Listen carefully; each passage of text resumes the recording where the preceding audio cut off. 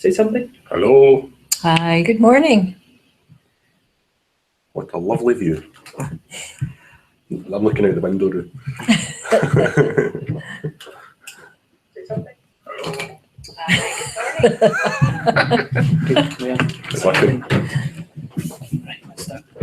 Good morning, everyone. Welcome to the Q&A with Stirling Council. I have Isabel, Kirsty, and Kevin with me. Welcome, guys. Good morning. Thank you. Good morning. Yeah, great to be here. Enjoying this sunny weather in Edinburgh. We got views of the castle. I know, it's not absolutely bad. fabulous. Yeah. Fantastic.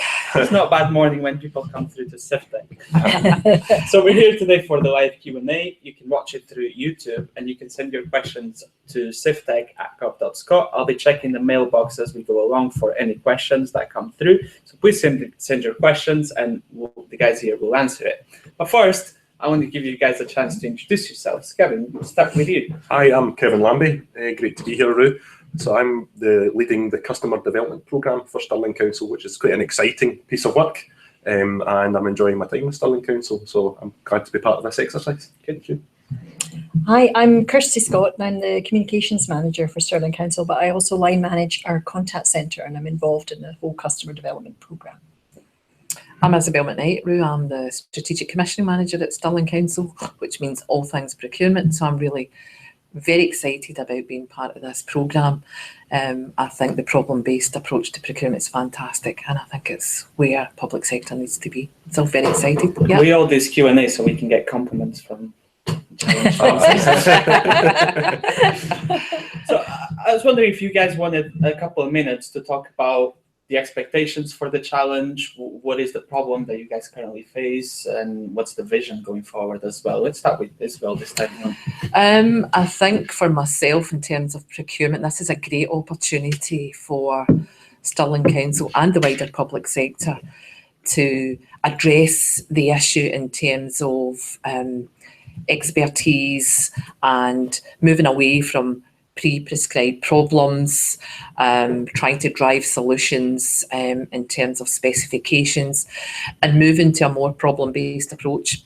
I think that's key for me. I think that's really exciting, using the expertise we have in the market, moving to market in a different way, and I think it's a great opportunity. I think it reduces the process. It also gives potential bidders and any potential organisation that wants to work with the council an opportunity to work with them to develop the solution, rather than, as I say, the traditional methods in terms of pre-prescribed solutions that actually don't always deliver the best fit. And we in the public sector are doing stuff for the citizens, so Yes. we need to get the citizens involved in creating the solutions as well. Otherwise, what's the point? Yeah. Yes. And I think we're acutely aware that we really need to be engaging with our citizens in a way that suits them and when it suits them. Historically, the local authorities in Scotland and across the UK have been very traditional in the way that they've engaged with their customers. In some instances, almost not seeing them as customers because they don't have a choice with some of the services. And we tend to be focused on the processes.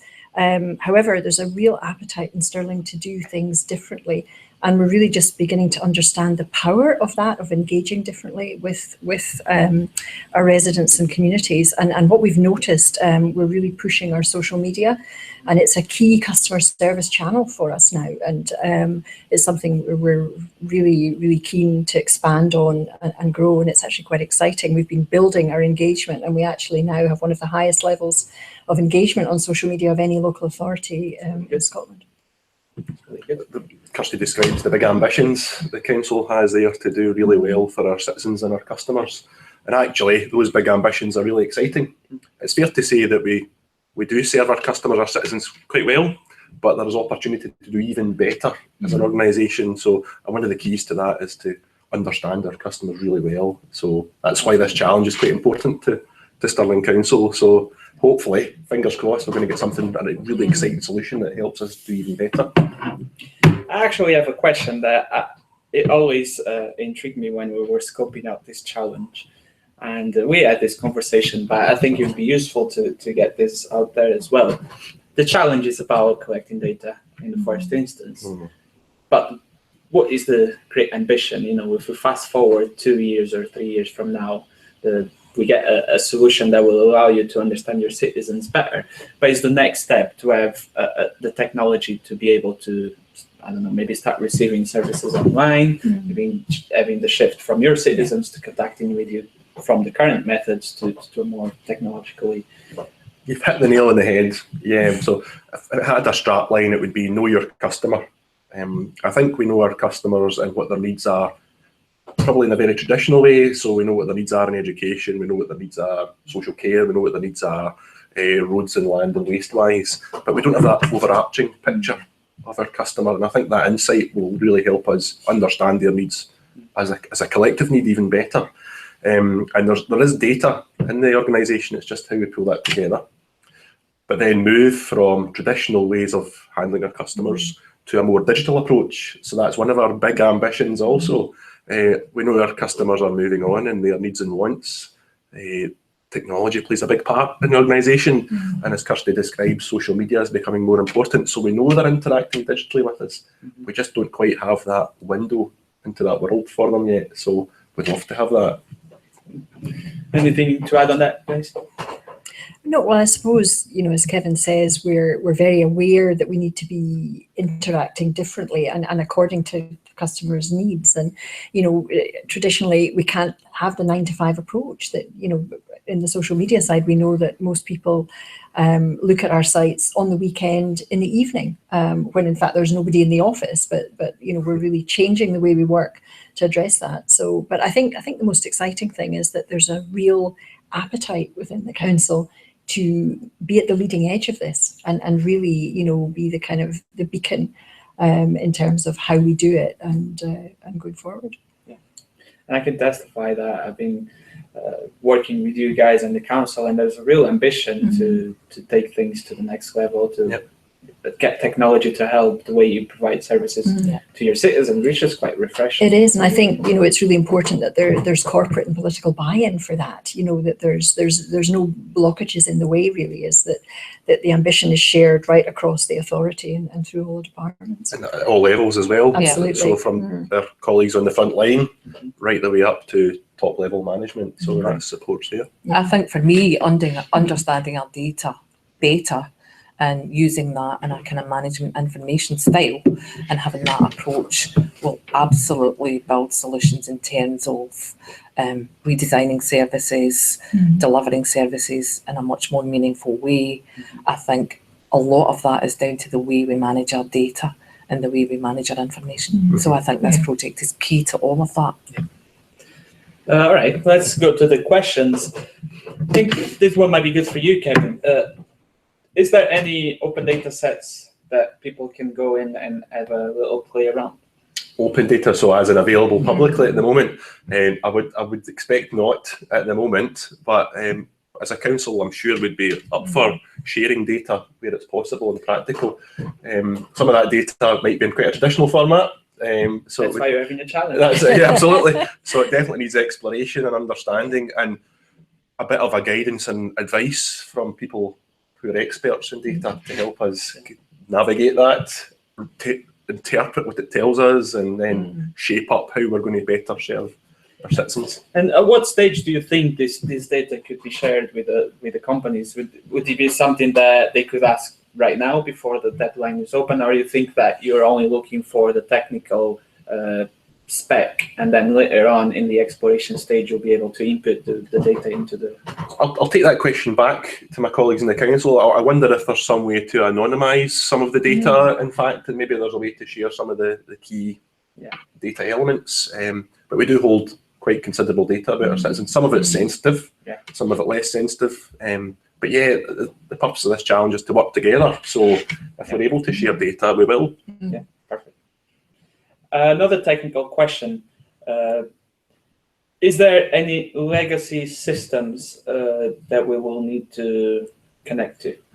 Yes, yes. So how would I describe Stirling Council? It's grown as an organisation over many years. It's been part of other councils, and what we have is quite a traditional approach to the way we manage our citizens. And in a traditional organisation, so it's not unexpected. We have, I don't want to use the word silos, but we definitely have functional areas that are specialists in what they do.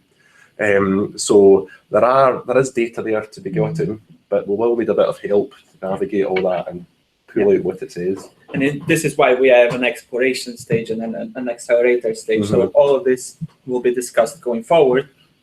And with the companies that get through, these guys will have a more hands-on deck role. If we fast forwarded a number of years, I would expect us to have less of these legacy systems, that we've found a way to either have a central repository or a different repository, or because if you go into each of these functions, you'll find unique systems that work very well in isolation, and they do the business, but the council has bigger aspirations than that. So how do we share data between, say, education and understand what you need for your children versus what do you need from your leisure environment, or that kind of insight would be really useful. And do you see the CivTech challenge as maybe not only the technological solution, but also finding a partner to help you guys on this journey? Is that an accurate statement? Absolutely. Yeah. I think where we need to be, Ru, is I think some of the solution that we're trying to determine here, well, there's all probability that will inform architecture, if you like, our digital architecture for the council. I think the solution has the capability of informing lots of work streams. We've got lots of work streams in terms of data, where we want to be. Some of our legacy systems are coming to end of life. So it's a particular time for the organisation, and we do need to move forward. However, there's a reluctance in terms of where we move forward to and where we want to get to. So we need to build that profile in terms of technology and the digital fit. Another question through. Do you guys see the main focus of this challenge being the technical aspect, the design aspect, or both? Wow, both actually, because I guess traditionally organisations like to jump to technical solutions. It feels productive, it feels like we've got momentum, it feels like we're delivering something. I believe there's a step before that where we need to really understand what it is we need our data, what it is we need the technology to show us. So we do need some assistance to understand that breadth of information that's available and help us understand what it is we need. I can almost imagine a customer dashboard of the future that tells us key customer hotspots or key areas to celebrate that we're doing really well in, and then maybe that solution can be shared among our other local authority colleagues. I'd love this to be at the top of the band. That's what I think in terms of the commercial aspects for this challenge is quite interesting, because there's one local authority that you're working with. The company that is coming through will have the experience of working directly with the customer, with the local authority, and then just in Scotland there's 31 other potential customers. If you go down south, there's how many? Across Europe, even there's cities and there's local authorities all across the world. And I think the ambition in Stirling, which we've been very clear about, and the senior leadership team are very clear about, is that we want to benchmark ourselves against the best in the world. You know, we're not necessarily looking within the local authority sector and saying, well, we want to be the best in Scotland. We really want to provide the absolute best service that we can, and as I say, being that kind of leader in the field. Yeah, and it's where public sector should be, because we have the most important job out there. Yes. Let's move on to the next question. What are the challenges that Stirling Council currently faces in collecting data and using this data? Yes, so we kind of collect data in isolation, I would say, Ru. It's fair to say that, isn't it? So every area is focused on their own remit and their own service delivery, their operational service delivery for citizens. So how do we expose the benefits of sharing that data amongst teams, amongst functions? What does that tell us about how well we're serving our customers? And then what's the next step for customer improvement? So the customer development programme is what's biting at the heels of that ambition. So we really want to do things better, but what is it we need to do better? We work well in functions, but how do we work well overall? So, for example, how do we understand that if we're out repairing a pothole, forgive me while I give an example, for repairing a pothole in a street, but we spot that there's some graffiti on the wall, how do we make sure that we can serve our citizens just by gathering that data and we deal with it? Yeah. It's not then waiting for a citizen to call in and tell us what needs fixed or improved, and we do that quickly, and our customers are delighted. Imagine that. Delighted customers, delighted citizens. Yeah. That's the goal. Just a message to our viewers. You can send your questions to our mailbox at CivTech@gov.scot. I see there's a couple of people that joined in the last few minutes, so please do send our questions. We haven't got that many questions through, but I'd love to have them. But we still have some. Is there political and corporate buy-in for this? Yes, there absolutely is. And I think that's one of the most exciting things, that there is no battle to be fought in really being as innovative as we can. And that then cascades through the council. So everybody they know that there's the license to really push this and come up with something, quite fantastic for our customers and for us working as a council. And there's a real energy actually in the council at the moment that's building around this idea that we're going to take a slightly different approach. And I think, as I said, historically councils have tended to work in a very formulaic way, but that is really changing. And to have that support at the senior level is fantastic. I think there's also an appetite in terms of our communities. Communities have the appetite to move towards being much more self-sufficient. I think the appetite's there. There's also lots of good work in terms of working better with our localities and working better with our community leaders. And I think if we can probably break that nut, if you like, of being able to understand the data and produce management information that's meaningful and useful for our communities, that will drive and push towards savings, being a much more preventative approach, understanding what our community's needs are and being able to react to the community needs. So there's huge buy-in from all stakeholders. There's a real chance to showcase something here actually, because no matter who I speak to in Stirling Council, there's always an idea. People are full of ideas about what we should be doing differently or better, or I've tried this and it worked. Can we do this here also? And that's, for me, is really exciting. The enthusiasm is at all levels to make a difference to our citizens, and the big ambitions are going to drive that. So I guess one of the challenges, even politically wise, there's ideas come from elected members, so there's ideas all over the spectrum. So how do we build on that momentum and harness those ideas, gather some data that shows us the now position, and then shows us the after position that just pushes us streets ahead in terms of customer service. So another question that came through is about going forward in the process. How much commitment and support can this company expect from you guys at the exploration stage and then the accelerator stage? I think you can probably detect the enthusiasm from us. Coming through. And when we first heard about CivTech, we immediately latched onto it as an opportunity, because how do you tackle a problem like data? And do that with the time you have available as an organisation? So to reach out and work together with a partner to understand and deliver that. And I think this is something we're doing internally in the council as well, is that this solution-based approach is that, and not necessarily in the kind of traditional service areas, we're bringing teams together to say, okay, there's an issue here, how do we solve it? So we're starting to behave that way within the council. So yeah, I think there'd be absolutely great support for it.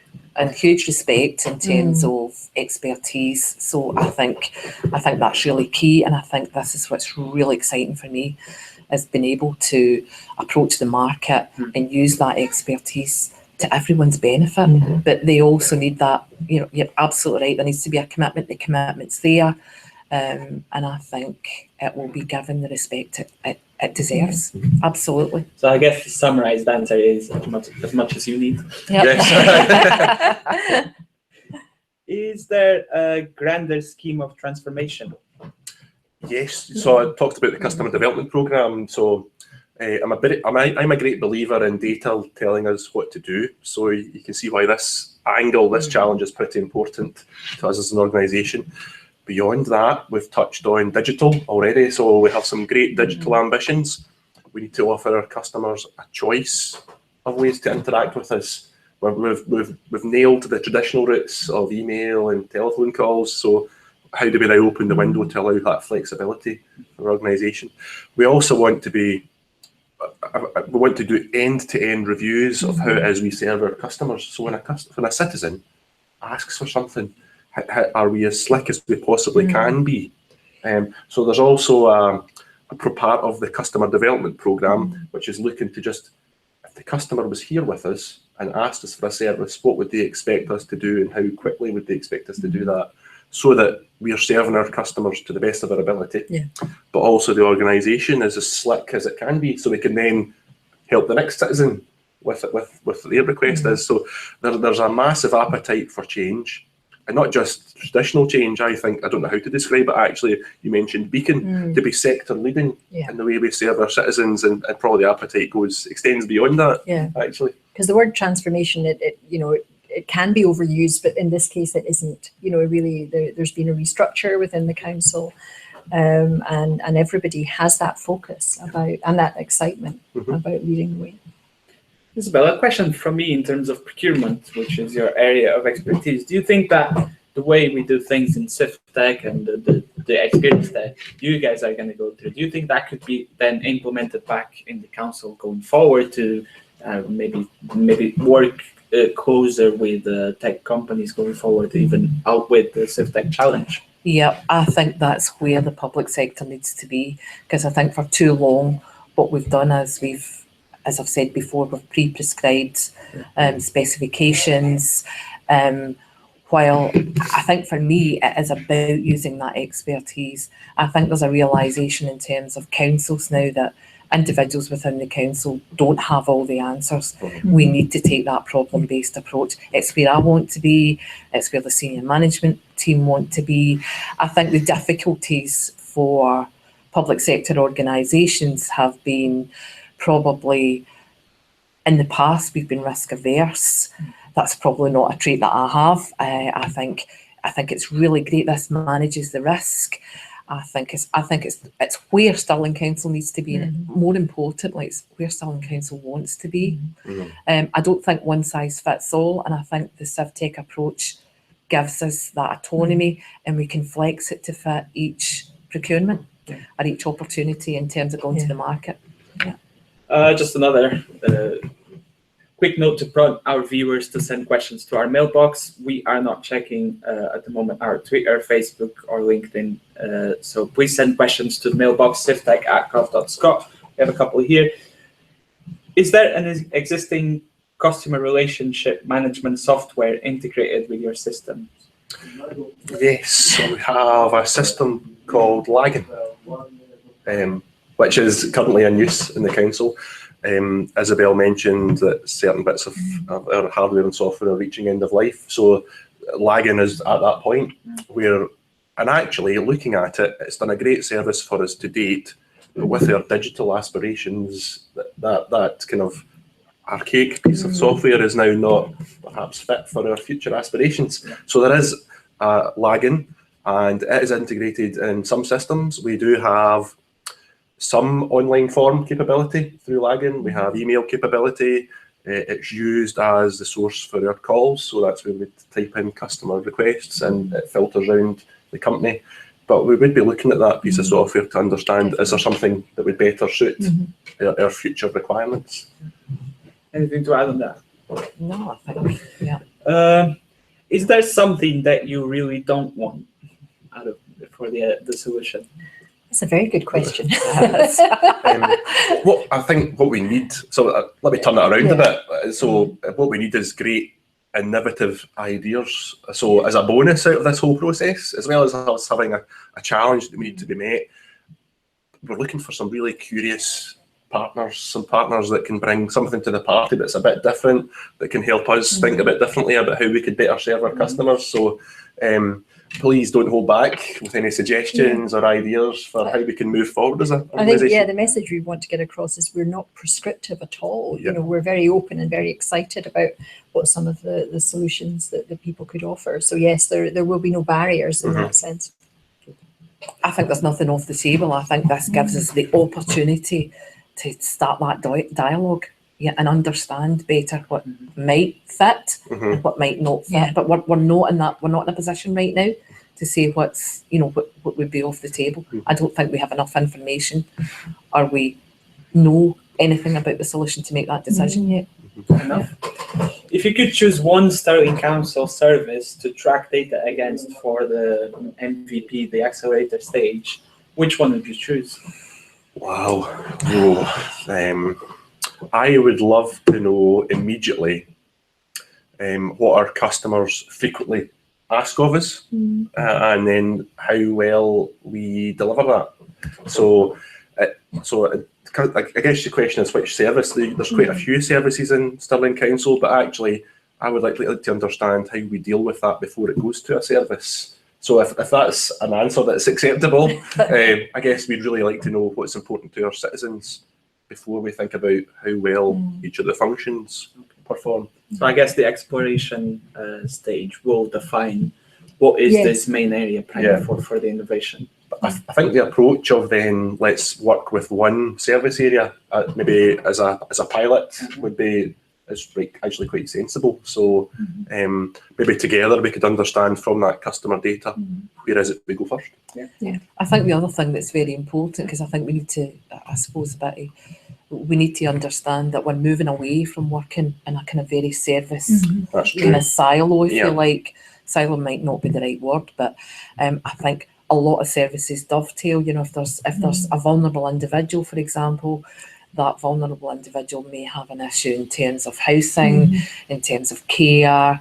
So where traditionally, you know, we have each service has approached things individually. I think we're moving towards that locality approach and that multidisciplinary team approach where we address customers' needs in a very holistic way. So it's about how we build services around them rather than how we approach the services individually, and then their route through that. So as Isabel says, it's that holistic approach. Yeah, and I think the council's already quite good at this, moving away from doing things for people to doing things with them. So And Stirling Council is not the largest local authority in Scotland, so actually we've got quite a good opportunity with our size being smaller for everyone to work together. So it's quite easy to access the right people, talk about the right things, and actually getting decisions made. There's an opportunity there to do that with pace, particularly if the data is pointing out something obvious that needs to be improved or changed. So the setting is there to do this and do it well. How digitally literate is Stirling Council in terms of staff? Do you think there will be an element of training for this challenge? Yes, I think there would. But again, I think, you know, we've talked about that appetite to explore and innovate runs right through the organisation. And recently, you know, we brought in digital innovations for staff. For example, the staff Facebook page, we use Yammer, and we're getting great take up for that. So yeah, there will, I think in all organisations there would be a degree of training, but I think the key thing is the appetite is there and the excitement is there. How do you currently log data from online, phone or email requests? So the central repository at the moment would be lagging, although some services do have their own unique. So we talk about maybe vulnerable adults or particularly sensitive situations. There are other systems that record that separately from the central lagging customer relationship management system. That kind of information we can share at the right time to describe what those systems are and what the data that goes in there is.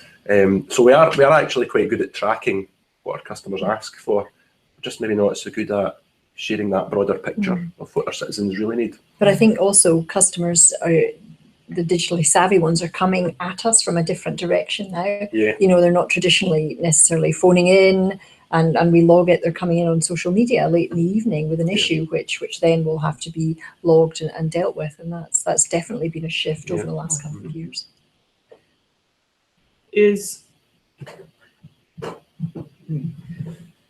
If you had to split in terms of percentage the importance for the different aspects of this challenge, how important would you say is the visualization of this data?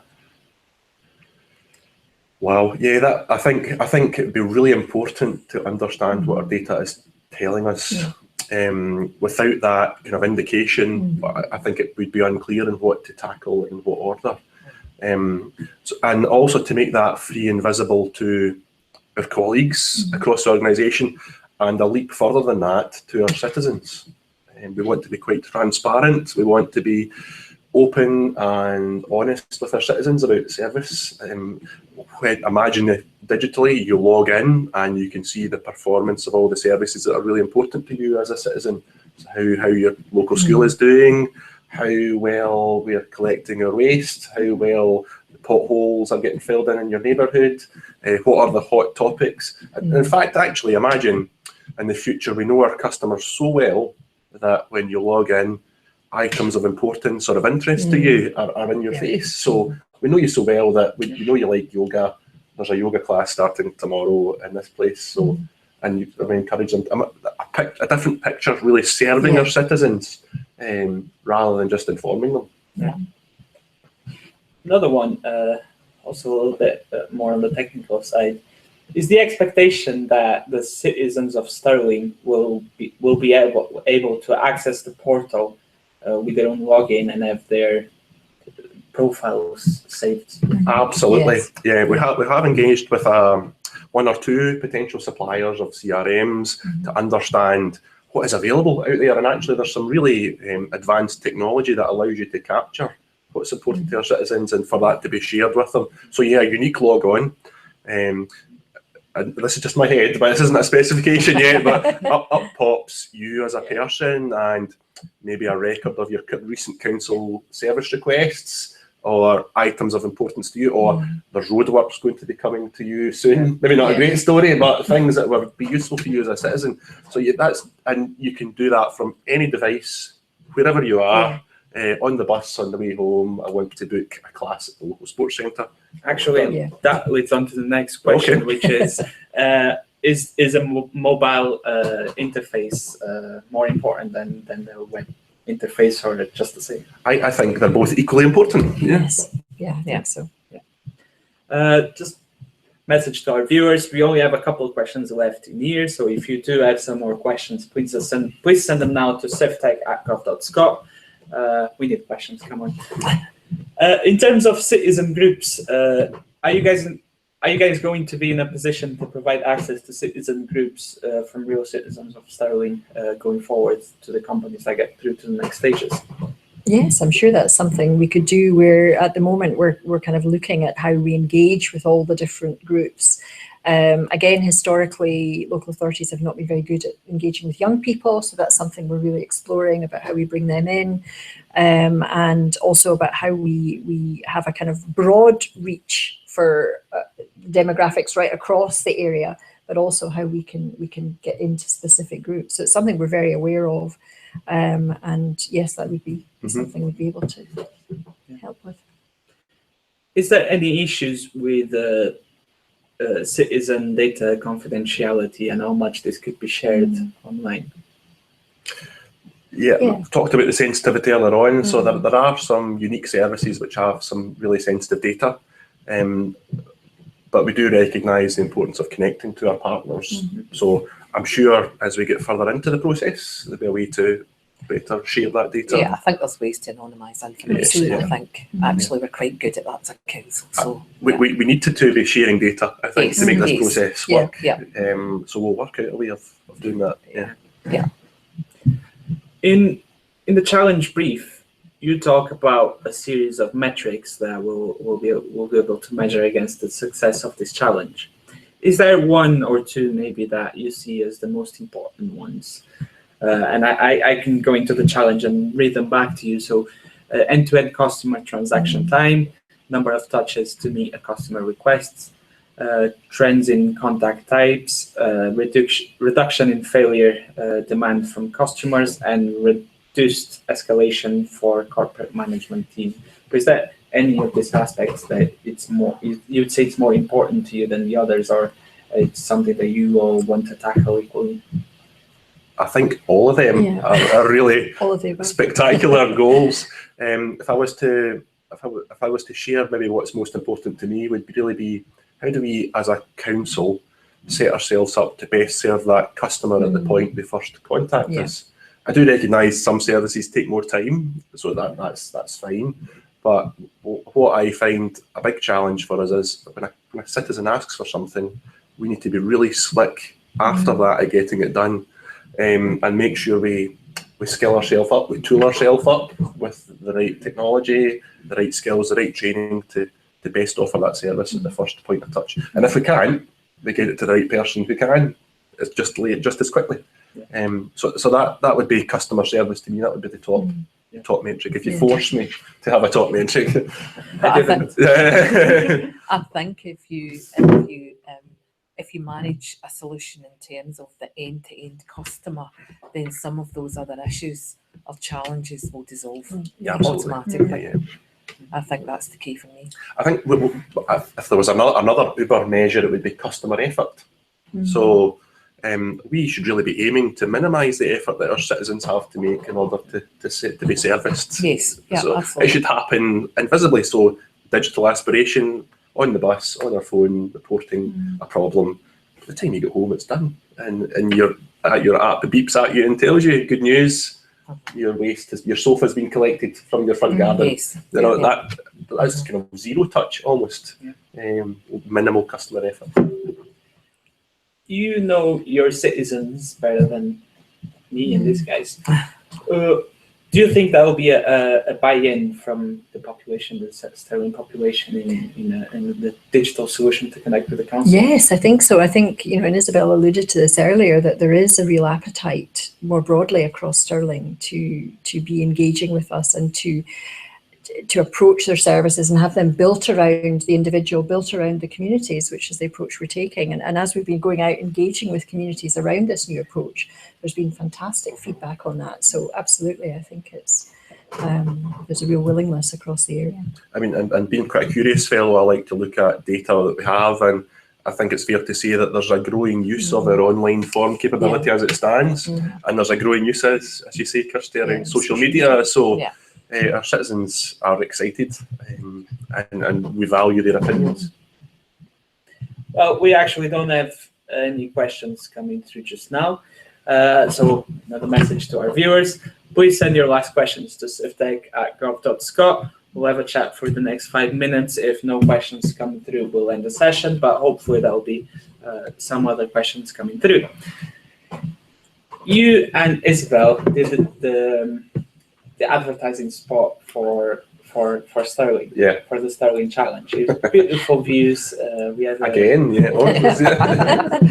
different castle, but it was still it's Edinburgh Castle out the window today. But I'd actually quite like to hear from Kirsty as well some of the questions that were answered in that video, particularly in terms of the route that you guys are taking through CivTech. More so than the actual solution coming through.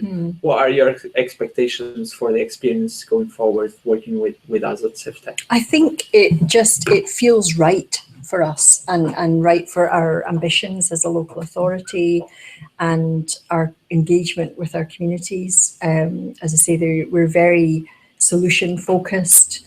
We love the idea of bringing in different partners and working together to get ideas that we might have thought of as a local authority. So it just felt like a fantastic fit with where we are and where we want to be. And another question, since we have a few minutes to kill. I think we've touched on this quite a bit, but as a citizen, because we have 8 hours a day that we are civil servants or public servants, but outside of that, we're citizens. What is your kind of your secret hope in the way that citizens deal with not only Stirling Council, but Scottish Government and all the other agencies? do you think that Scotland is right up there in terms of the way it connects with its citizens, or do you have a vision that we could do something better?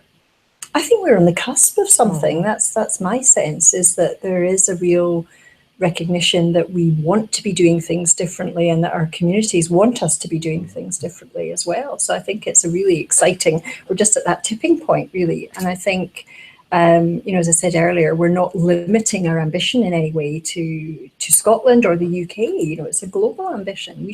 Why shouldn't we be the world leaders in this if we can? Absolutely. Anything to add on that, guys? So I'm not a citizen of Stirling, so I don't You're want to name. I'm a citizen, nonetheless. yes. I don't want to name check which authority I'm in. But for me, as a citizen, I don't often have to contact my local authority. So the magic happens. So I think we need to maintain that. I would expect that to maintain that and get better at that. But when I do need to interact with my local authority, how amazing would it be for that to be minimal effort and the magic happens with that also. So that would be my secret ambition, that we just, no matter how our citizens choose or what they ask to talk to us about, it just happens really slickly. And our staff feel enthusiastic and pleased with the service they're offering, and actually we're involving our colleagues, our citizens and our leadership team, and all of that is shaping our organisation moving forward. And then to almost be, if we're sector leading, we're reaching out to our local authorities around us, and we're working together and sharing ideas. I liked your word beacon, a beacon of a local authority that's kind of at the cusp, the leading edge for citizens. And I think it's interesting because when people talk about customer service excellence, they talk about the private sector. But when you think of the work that the public sector does, we support people from before they're born right through, at all stages of their life. We educate them, we care for them when they're sick. And these are absolutely vital services. And it's exciting to think that we could have that kind of customer service approach to that as well, that, rather than it be seen as something functional that your local authority does, that there's a real recognition of the work because we have that customer service excellence attached to it. Yeah, I think for me it is about allowing citizens and communities to be self-sufficient. I think in general the public, they want to just be able to, have whatever services that they need, to be able to access services really, really quickly if the need arises. However, I think we need to think about, how we prevent some of the issues becoming, some of the aspects in terms of some of the complaints that we have, or some of the things that don't work properly, or we don't have, we haven't quite placed a fix yet. We need to find ways of making sure that we do that without any disruption, and it's pretty easy for citizens to connect with us digitally. And of course there's others that won't be able to connect with us digitally. So we need to be able to make sure that citizens connect with us in the day, either way. So that's important, I think. We have one last question coming through that I'll read out just now. In the solution, would it be acceptable to build customer profiles from the gathered data? Or would gathered data need to be anonymized when stored in the system? I like the suggestion of customer profiles, actually. That's really interesting. So I'd love to explore that with and I think in in that sense, there's a way that we can have a bit of both. The data is anonymized, but we can still find the knowledge out of this data. There definitely are common threads among our citizens that we should be paying attention to. So that would be quite a useful approach, I think. Anything on that, guys? No, I suppose just to say that it is something that we've been kind of looking at ourselves over the last few months, is kind of unpicking the data and forming these customer profiles around it, and then applying a kind of solution-based approach to, here are the issues around this particular customer, what support do they need from right across the authority. Okay, guys, this is all the questions I have. If you are very, very quick and you have one last question, please send it through now while I do my goodbyes. Thanks, everyone, for joining. Thanks, guys, for being here, for coming to Edinburgh and doing this with us. If you guys have any questions going forward, you can still send them through to Public Contract Scotland.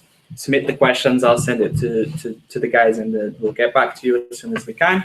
Deadline for applications is 1st of June, so don't forget to put in your application. The deadline is at 9 a.m., not 12 p.m. or 5 p.m. So if there's students out there that are thinking of sending in a submission, it's 9 a.m. on the 1st of June. The video, we got one more question. Let me just finish. Excellent. Let me just finish. The video will be on YouTube going forward. You can catch it with this link. You can watch it at any time. But if you have any other questions, send them through to Public Contract Scotland. So the last question that came through, any idea how many interactions you have roughly per day? Oh, per day, I don't know per day, but I've got a recent number about telephone contact annually, so we could do some sums from that. So I think in the contact centre, telephony-wise, it's around about 370,000 calls. But I also know that our colleagues on the front line field and in the service areas field calls all the time. So one of the first steps might be to better understand all the contact points and what our customers ask for there. But that gives you a sense of the contact centre. So there's a Great lot of question. Yeah, testing me. Thank you for that last question. Yeah. You guys have been challenged today. You have, yeah. That's Great, I've enjoyed it. It's Yeah, really thank good. you. Yeah. Okay, guys. Thanks very much. Thanks, everyone. And we'll see you this afternoon for the Q&A session with Historic Environment Scotland around 2:30. Thank you. Thank you. Thank you.